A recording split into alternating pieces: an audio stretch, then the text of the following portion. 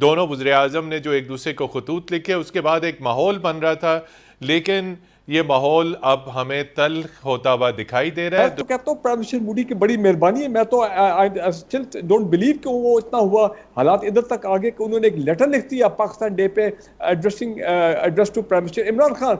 ये भी मेरा ख्याल एक बहुत बड़ी उन्होंने मेहरबानी की है जो उन्होंने खत लिख दिया। गलतियां तो हमारी थी माजी की। हसन निसार साहब, आप तिजारत के हक में हैं।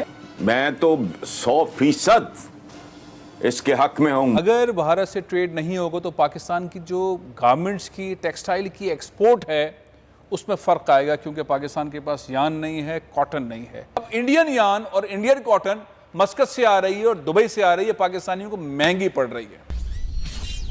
हेलो फ्रेंड्स, जय हिंद। हिंदुस्तान स्पेशल में आपका स्वागत है दोस्तों। जैसा कि दोस्तों आपने क्लिप में देखा, पाकिस्तान अपने ही किए गए गलत फैसले पर कितना पछता रहा है। दरअसल पाकिस्तानी मीडिया भारत के साथ व्यापार करने के हक में है। हसन निसार ने खुलकर ये बताया है कि आपको अपने फैसले पर पछताना होगा, ऐसे मौके बार बार नहीं आते। आज की वीडियो में हसन निसार ने खुलकर इमरान खान को लताड़ा है। पाकिस्तानी मीडिया इस बात से भी डरा बैठा है कि खान के फैसले के बाद भारत और पाकिस्तान की दूरियां और बढ़ सकती हैं। दूसरी तरफ पाकिस्तानी मीडिया ने मोदी जी का शुक्रिया भी अदा किया है और बताया है कि हमने खुद ही अपने पांव पर कुल्हाड़ी मार डाली है। अब देखें क्या होता है। आज की वीडियो में पाकिस्तानी मीडिया ने और क्या कहा, तो चलिए दोस्तों आज की वीडियो की तरफ चलते हैं।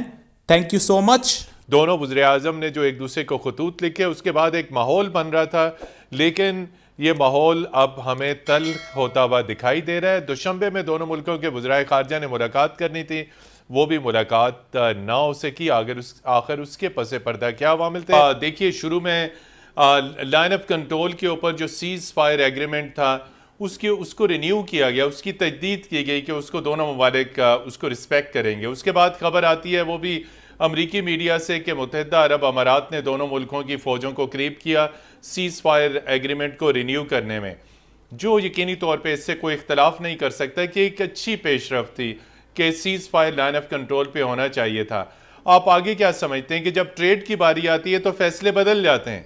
अब ये जो मैं तो कहता हूँ प्राइम मिनिस्टर मोदी की बड़ी मेहरबानी है। मैं तो आई स्टिल डोंट बिलीव कि वो इतना हुआ, हालात इधर तक आगे कि उन्होंने एक लेटर लिख दिया पाकिस्तान डे पे address to prime minister Imran Khan. ये भी मेरा ख्याल एक बहुत बड़ी उन्होंने मेहरबानी की है जो उन्होंने खत लिख दिया।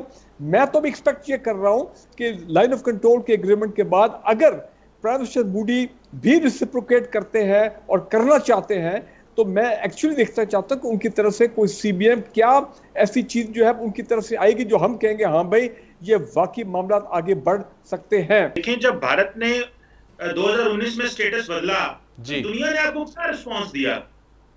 दुनिया ने आपको कोई रिस्पांस नहीं दिया। मुस्लिम वर्ल्ड भी पीछे हट गई और हमें बड़ी अच्छी तरह पता है। इवन कि यूएई, सऊदी अरब तो फॉरेन ओआईसी का फॉरेन मिनिस्टर का सेशन भी कॉल करने को तैयार। अमेरिका भी पीछे हट गया। तुर्की और मलेशिया से स्टेटमेंट आया था, सिर्फ तुर्की, मलेशिया और ईरान।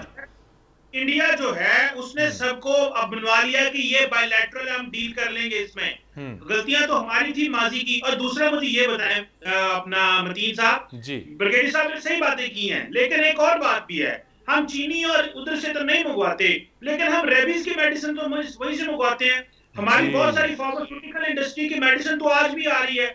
2019 में हमने फैसला किया कि ट्रेड ऑफ, और सारी फार्मास्यूटिकल इंडस्ट्री जाकर रज़ाक दाऊद के पास बैठी कि ये आपने क्या कर दिया, पाकिस्तान में तो जो है वो क़यामत आ जाएगी। तो दोबारा उसी वक्त अब्रप्ट फैसला किया, नहीं आप ये चीजें इंपोर्ट कर लें। सो देखें, आपके पास चॉइसेस क्या हैं, आपका ग्लोबल क्लाउड क्या है। सेक्रेटरी डिफेंस अमेरिका का इंडिया से अफगानिस्तान चला गया, जॉन कैरी इंडिया जा रहा है और ढाका जा रहा है। पाकिस्तान को उन्होंने इक्वेशन से निकाल दिया। स्ट्रेटेजिक इंडिया अमेरिका का जो ग्लोबल एक क्लाउड है उसमें पाकिस्तान फॉल नहीं करता। हमने अपने आप को मॉडर्नाइज नहीं किया, services based take based economy develop नहीं की, जो वैल्यू एडिशन होती है अपनी एग्रीकल्चर की मॉडर्नाइज नहीं किया। वो दो लफ्ज क्या है? वो ये कि उन्होंने लिखा कि टेरर और हॉस्टिलिटी, कि ऐसा माहौल जिसमें टेरर और हॉस्टिलिटी ना हो, जिसमें टेरर और हॉस्टिलिटी ना हो। आपने क्या किया? आपने वही अपना स्टैंड जो कि पिछले कई बरसों से आ रहा है कि जी असली मसला टेररिज्म है, असली मसला हॉस्टिलिटी है, असली मसला जो है वो कश्मीर नहीं है, उसको आपने बातों बातों में तो ये टेरर और हॉस्टिलिटी से जोड़ दिया। हसन निसार साहब, पूरे का पूरा आप तिजारत के हक में हैं कि भारत के साथ जो तिजारत का फैसला पहले आया था उसको रिवर्स नहीं करना चाहिए था कैबिनेट की जानिब से, फेडरल कैबिनेट की जानिब से, आप ये कहना चाह रहे हैं? बिल्कुल नहीं। मैं तो 100% इसके हक में हूं। मुझे चंद सवालों के को जवाब दे दे। बात सुने, एक कॉमन सेंस की बात है ना, या तो कोई आपको समझा दे जी।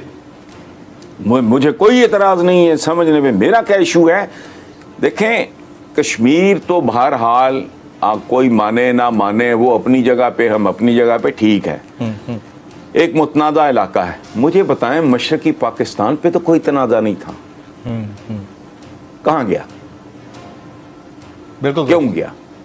अच्छा, जो बाकी मानदा पाकिस्तान है, मुझे बताओ जो हमारे पास है, जिस पे अल्हम्दुलिल्लाह कोई डिस्प्यूट नहीं, कोई रौला नहीं, कोई खप नहीं, हमारी हुकूमतें हैं और जैसी भी हैं अपना मुस्तहकम है, कोई रौला नहीं है उस पर, कोई डिस्प्यूट नहीं है उस पर। इसमें आम आदमी का हाल क्या है? 73 साल में पीने का साफ पानी, चांद तो मांगा ही कभी किसी ने नहीं जी, 2 वक्त की रोटी। मैंने जब से होश संभाला है, मैं लोगों को इसी आटा नहीं है, रोटी नहीं है, दाल नहीं है, चावल नहीं है, महंगाई हो गई है जी, भूखे मर गए जी, फलाना हो गया जी, टमकाना हो गया, हमेशा ये मातम करते देखा है। मैंने जब से होश संभाला है, मैंने इस मुल्क की भारी अक्सरियत को 2 वक्त की रोटी के गिर्द भागते देखा है। उनका तो आप कर कुछ नहीं सके। तो फिर ये अनपॉपुलर डिसीजन करने की हिम्मत या ताकत फिर उस लीडरशिप में क्यों नहीं है जो 25 साल जिद्दोजहद करने के बाद इस वक्त लीडर हैं हमारे? मैं इमरान खान साहब की बात कर रहा हूं। फिर अपने डिसीजन रिवर्स क्यों करते हैं अगर आपने ले लिया है तो? देखो, ये तो हिम्मत, हौसले, सकत और यकीन की बात है ना जी। आप ये कहना चाह रहे हैं कि कश्मीर का मामला इज ए सेपरेट थिंग, और अगर ट्रेड होती है तो it should have been treated as a separate thing. तो इन दोनों को 2 अलग मामलात लेकर डिसेंसी के साथ चलाना चाहिए था, आप ये कहना चाह रहे हैं? जी, मैं तो जनरली यही समझता हूं। भारत से ट्रेड नहीं होगा, अगर भारत से ट्रेड नहीं होगा तो पाकिस्तान की जो गारमेंट्स की, टेक्सटाइल की एक्सपोर्ट है उसमें फ़र्क आएगा, क्योंकि पाकिस्तान के पास यान नहीं है, कॉटन नहीं है।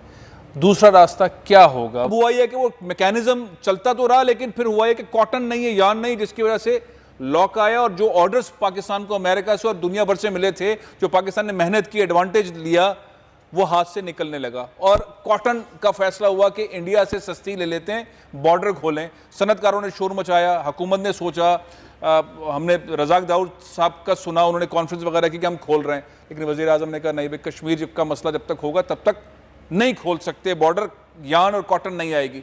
अब इंडियन यान और इंडियन कॉटन मस्कत से आ रही है और दुबई से आ रही है, पाकिस्तानियों को महंगी पड़ रही है।